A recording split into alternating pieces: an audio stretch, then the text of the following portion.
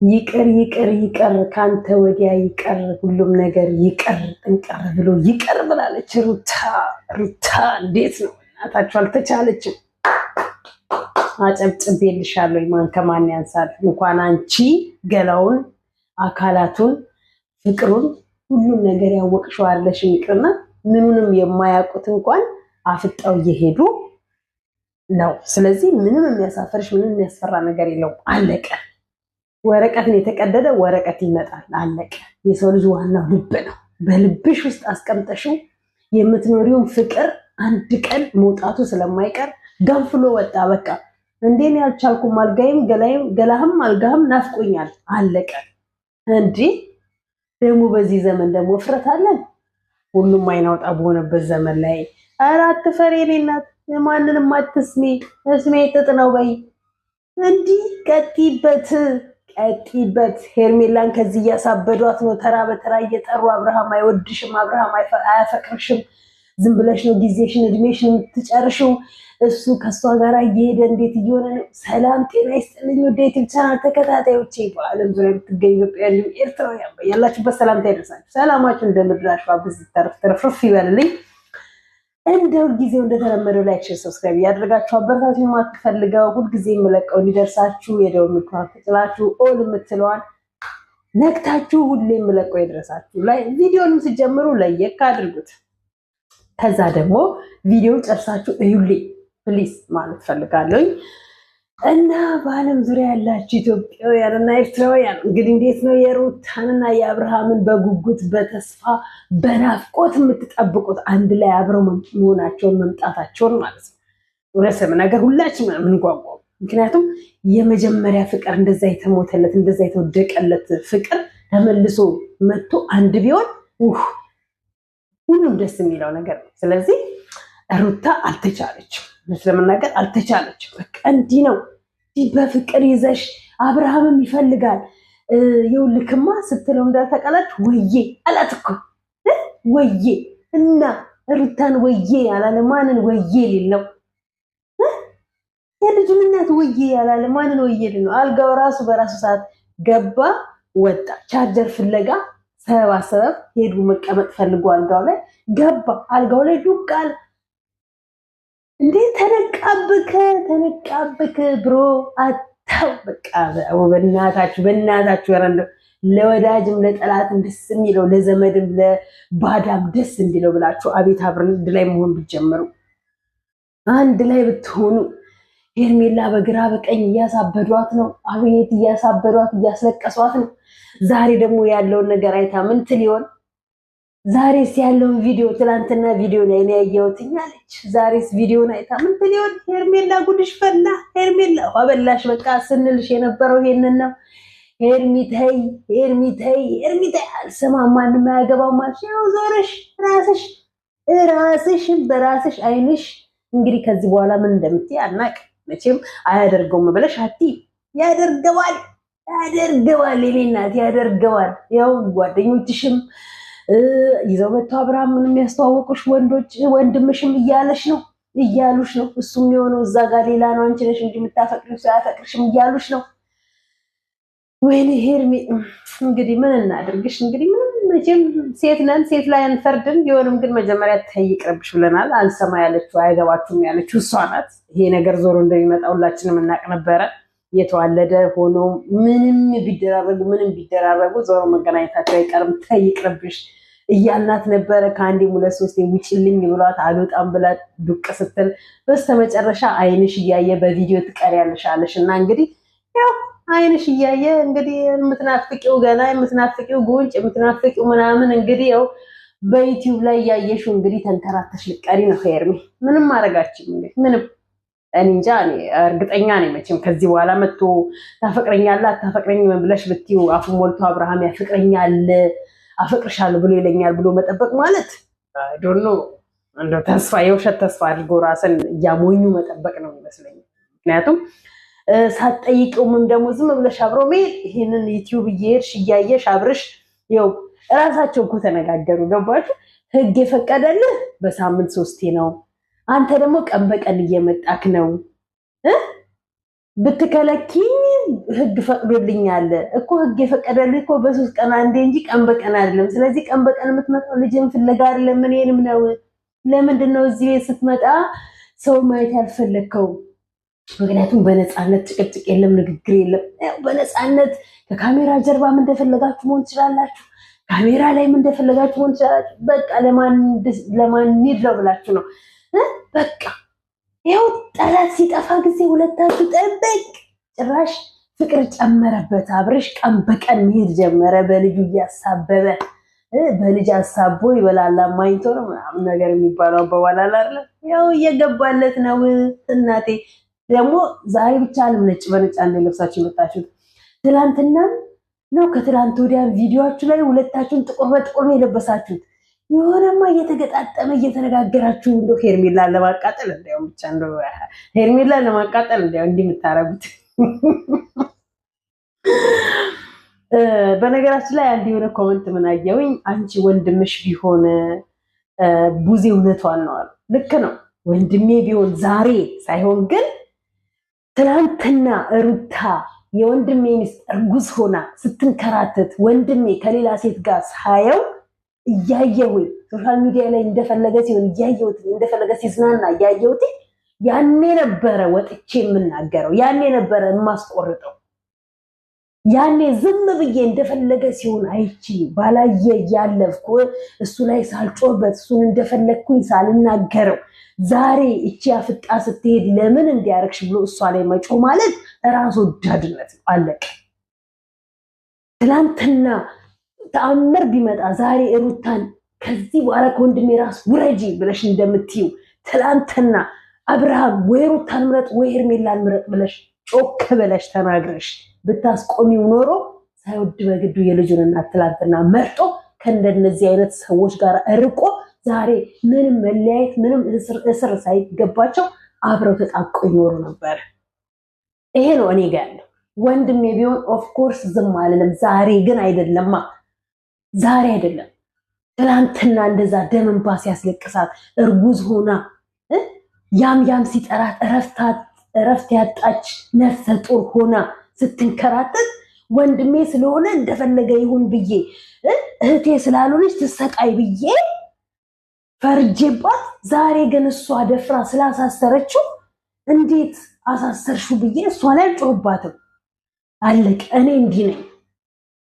ትላንትና ቡዜ አብርሃምን ብታስቆመው፣ ትላንትና ቡዜ ጮክ ብላ ጨክና አብርሽን ወይ የልጅህን እናት መርጠ አርፈ ከእርጉዟ ሚስት ጋራ ኑር ብላ ኮስተር ብላ እንደ ታላቅነቷ አሁን ውጥጥ እንደምትለዋለን ትላንትና ብታስቆመው ኖሮ ሄርሜላ የፍቅር ጥያቄ እስከማቅረብ ደረጃ ትደርስም ነበረ። ምን አለፋችሁ?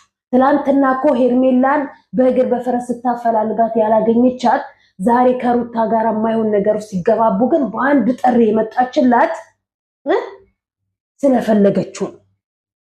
አስቡ፣ እንደራሳችሁ አስቡ። ሁሉም ትክክል ነው በራሱ መንገድ። አንዳንዴ ደግሞ ስህተትን ሲነገረን ደግሞ ትክክል ልክ ነሽ ስህተት ነው ብለን ደግሞ መቀበል አምነን መቀበል አለብን።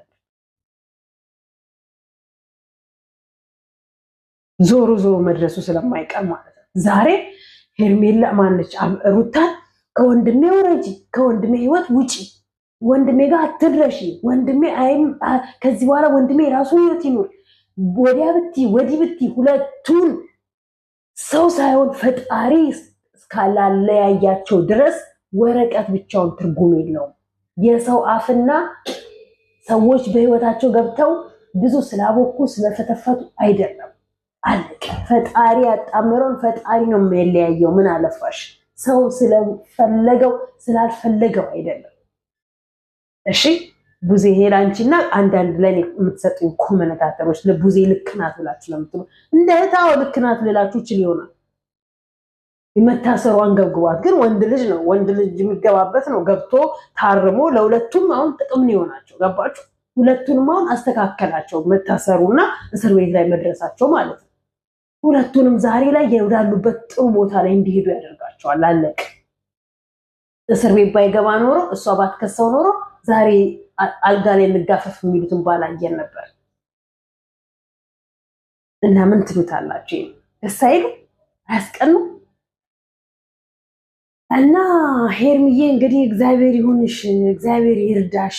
የምታፈቅሪው የምትወጂው ያለሱ ህይወቴ ባዶ ናት፣ አንተ ከኔ ጋር ካለ ሁሌ ደስተኛ ነኝ ብለሽ የምትይው ሰው ከጎንሽ ሳይሆን ሲቀር የሚሰማሽን ስሜት አይኑ ሁላችንም እናውቀዋለን።